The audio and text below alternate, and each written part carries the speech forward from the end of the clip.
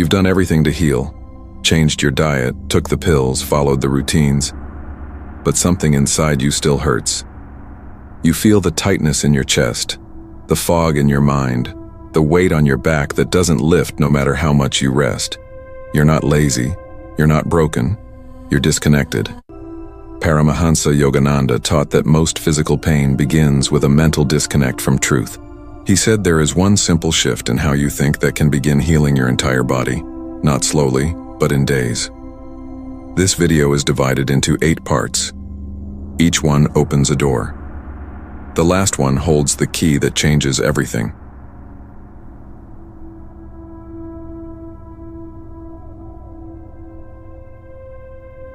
Part 1.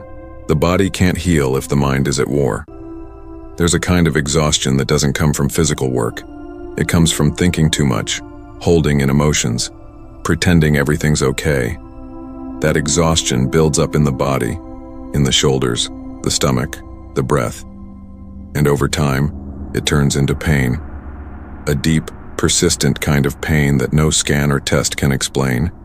It's not just muscle, it's memory. It's stress turned physical. People try to power through it. They ignore the signs. They drink more coffee, sleep less, and smile harder. But it doesn't work.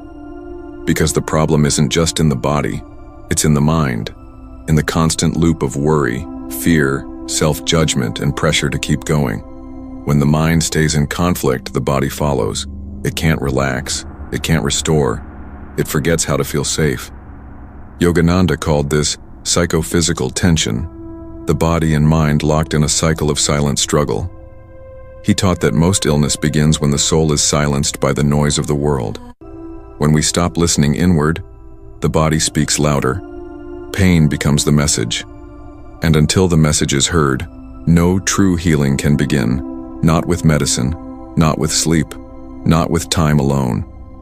The first shift starts with awareness, seeing how often the mind attacks itself, the inner critic, the doubt, the constant pushing. That mental pressure creates a stress response that never shuts off. The body stays in defense mode, even when there's no danger. Muscles tighten, breathing shortens, inflammation rises, and the system slowly breaks down from the inside out. Yogananda said the mind must become your ally, not your enemy. That means learning to speak to yourself with compassion, not control. It means replacing fear-based thoughts with clarity, not because it's positive thinking, but because it's true. You are not your pain. You are not your past. You are the one aware of all of it. That awareness, when nurtured, begins to calm the system. This isn't theory, it's transformation. People who learn to quiet their minds don't just think better, they sleep better, breathe deeper, heal faster. Because the body listens to the mind. Every thought sends a signal. And when those signals change, the body responds. In the next part, you'll learn exactly how to create this mental shift, and why it only takes a few days to feel the results. You watching this right now? What's your name? Where are you from? And more than that, what's the pain you've been carrying lately? Leave a comment and let me get to know you better. Imagine your city getting a shout out in the next episode. That can only happen if you share. So go ahead, speak up, and be sure to subscribe. There's more coming that you won't want to miss. Part 2. The mind-body signal loop you never learned to break.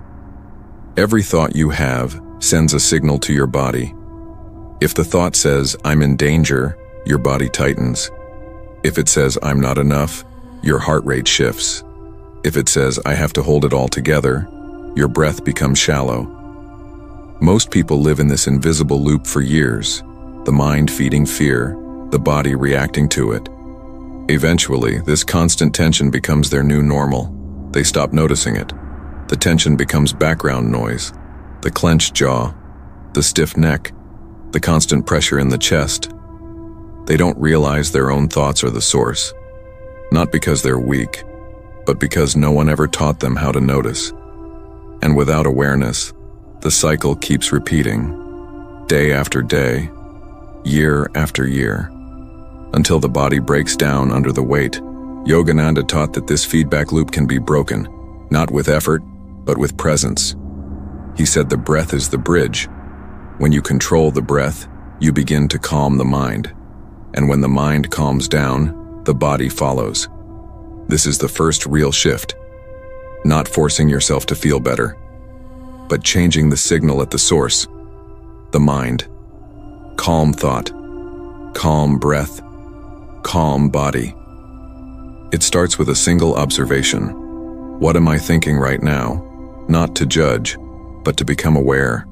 That one question interrupts the loop. It slows down the unconscious reaction. And the moment you're observing the mind instead of being dragged by it, that's the moment healing begins. You become the one in control of the signal, not the one being controlled by it. Yogananda believed this was the missing piece in most healing journeys. People fix their diets. They fix their habits, but they never fix the voice in their heads. And that voice matters. It's the tone of your entire system. If it's filled with fear, urgency, and pressure, the body stays tense. But when it softens, your nervous system finally feels safe enough to let go. You don't need years to change this. Just a few intentional days of watching your thoughts, following your breath, and creating space between reaction and response. That's where the shift begins. And when it begins, healing comes with it. In the next part, you'll discover how this mental stillness starts to dissolve the deeper emotional patterns that feed your physical pain. Part 3. The emotional weight your body never stopped carrying. The body doesn't just carry physical tension, it holds emotional weight, old fears, buried sadness, silent anger. Every emotion that wasn't processed, stayed. It didn't disappear. It moved into the muscles, the breath, the gut. Most people think they've gotten over things simply because they don't think about them. But the body remembers. And eventually, it speaks. It speaks in ways we don't always recognize. Headaches, chest tightness, digestive issues, fatigue. Even emotional numbness is a sign that something is stuck. The system gets overloaded, and without space to release, the emotion gets trapped. It stops moving. And what stops moving becomes pain, not just mental, but physical, tangible, heavy, and eventually, impossible to ignore. Yogananda taught that emotional healing begins with gentle attention, not analysis, not overthinking, just presence, sitting still, breathing deeply, creating a quiet enough space for the truth to surface. When you stop distracting yourself, you finally feel what's been living beneath the surface. It might be uncomfortable, but that discomfort is the doorway to release. People avoid stillness because they think it will overwhelm them. But what overwhelms you is the resistance, not the feeling itself. The moment you stop running, the fear begins to dissolve. The emotion begins to move. The tears come. The breath deepens. And the body softens. What you feel doesn't destroy you. It frees you. Because now, it's not locked inside anymore. This is why Yogananda placed so much importance on breath and awareness. He said they create space, and space is what emotion needs to be released, not forced out, not pushed down, just seen and felt, with honesty, with breath, with compassion. And once it moves, the body feels lighter. The pain doesn't control you. It starts to loosen, and in that space, clarity returns.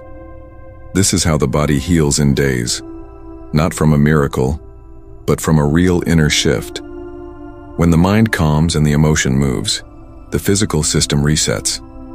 This is the process, gentle, quiet, powerful. In the next part, you'll explore how this emotional clearing changes how you move, speak, and show up in everyday life, from the inside out. Part 4. When your nervous system starts to trust again. Most people don't realize their body has been in survival mode for years, always on edge, always ready to defend. Even in calm moments, the nervous system stays alert. The muscles don't fully relax. The breath never drops deep. That state of inner tension becomes the default, and the body forgets how to feel safe. Not because of weakness, but because it hasn't had rest in a long, long time. Yogananda taught that healing starts when the body feels safe again, not safe in the world, safe inside itself. That means calming the mind, softening the breath, and letting go of the constant inner alarm. When the nervous system stops bracing, it starts rebuilding. Cells repair, organs recover, sleep deepens, digestion improves. The body finally believes it can let go.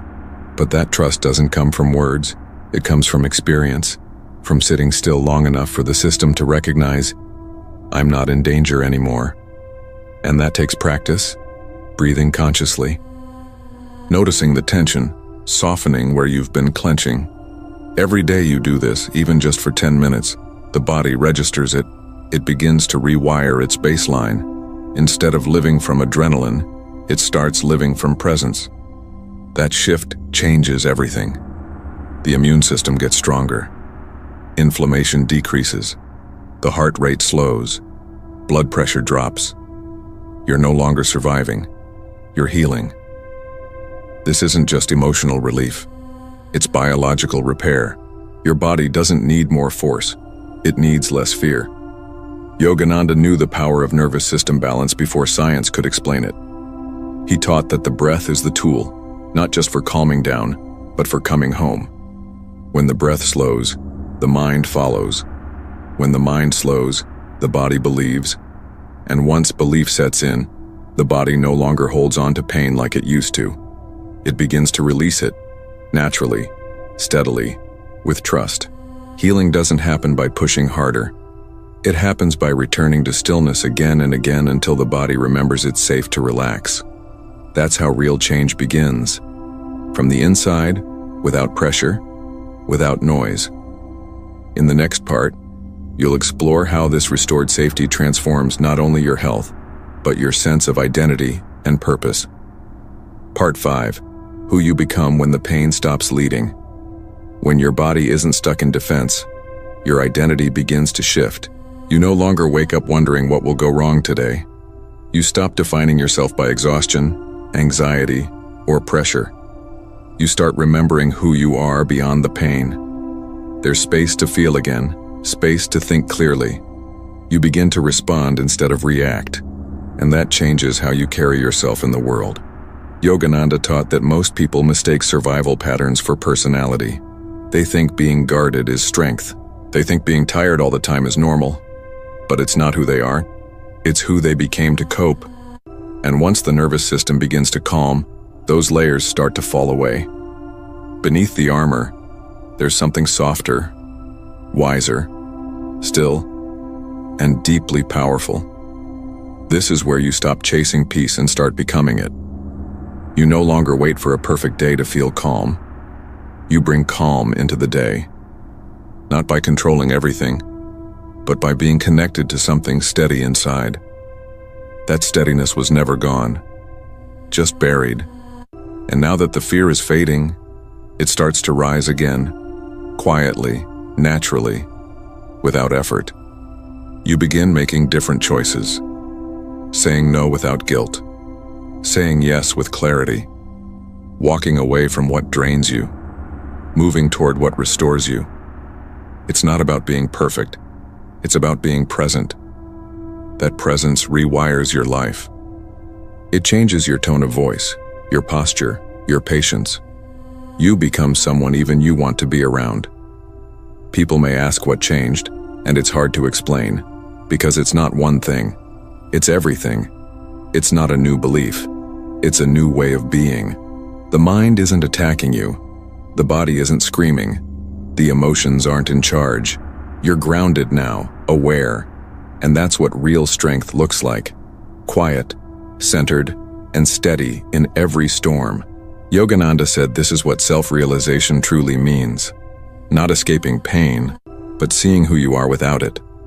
Letting go of who you were in survival, and becoming who you are in truth.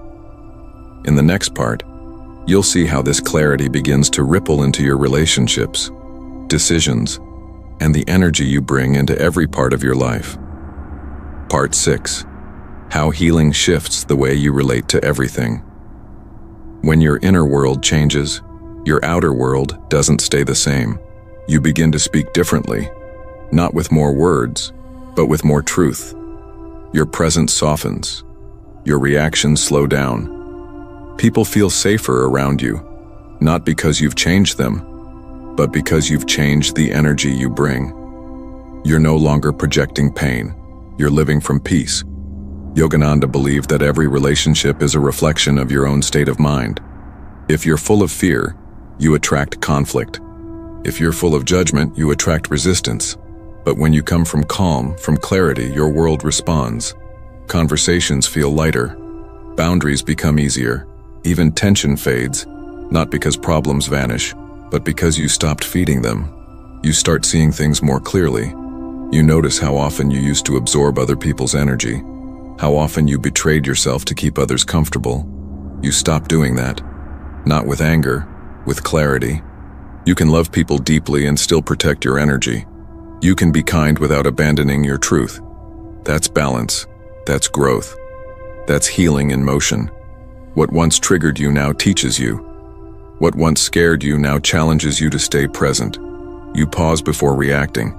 You breathe instead of exploding. You no longer lose yourself in other people's chaos. That doesn't make you cold. It makes you conscious. You finally learn to hold space, honor for yourself and for others without collapsing. This shift is felt in everyday moments. How you answer the phone, how you walk into a room, how you sit with silence. It's not dramatic.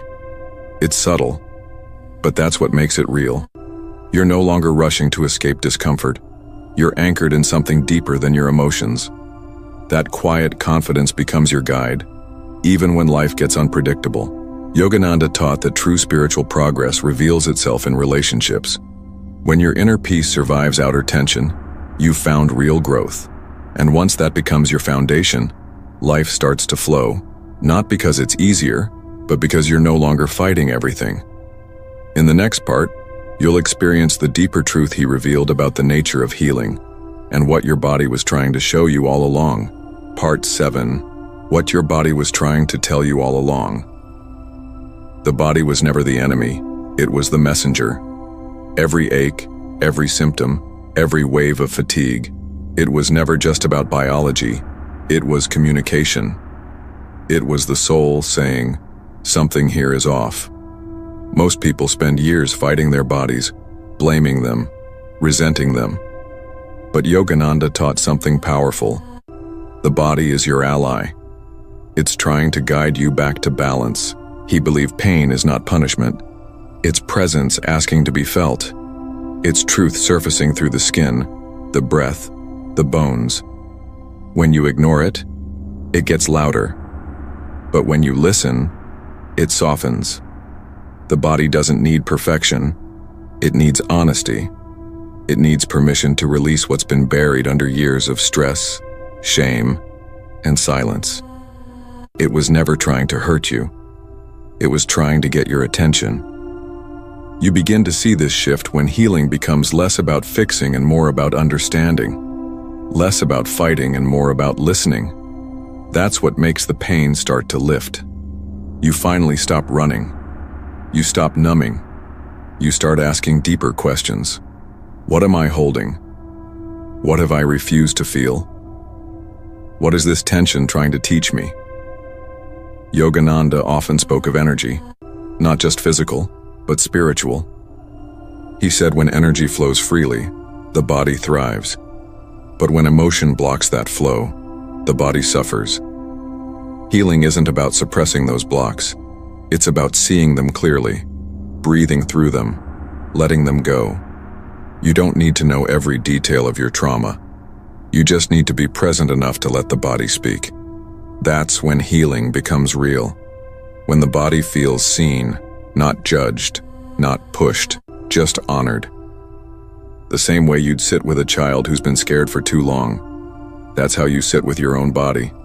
With softness, with presence, with patience. The change doesn't come from force. It comes from trust. And that trust grows each time you listen without fear. Yogananda taught that the body can become a gateway to enlightenment when treated with reverence. Because when you honor your pain, you open the door to your truth. And once that door opens, healing flows not just into the body, but into every part of your being. In the next and final part, you'll hear the one shift he said could transform your entire life, if you let it. Part 8. The shift that heals you from the inside out. Yogananda said the most powerful transformation begins with one simple shift. Stop identifying with your pain. You are not your anxiety. You are not your trauma. You are not your illness. Those are experiences, not definitions. The moment you stop calling pain mine and start observing it as energy moving through you, something inside breaks free. That's when healing truly begins. This isn't denial, it's clarity. You don't have to pretend you're not hurting, but you can choose not to build your identity around it. You can look in the mirror and say, I'm not broken, I'm becoming.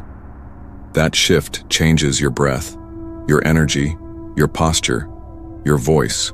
The body stops bracing, the mind stops spiraling, and something softer starts to lead.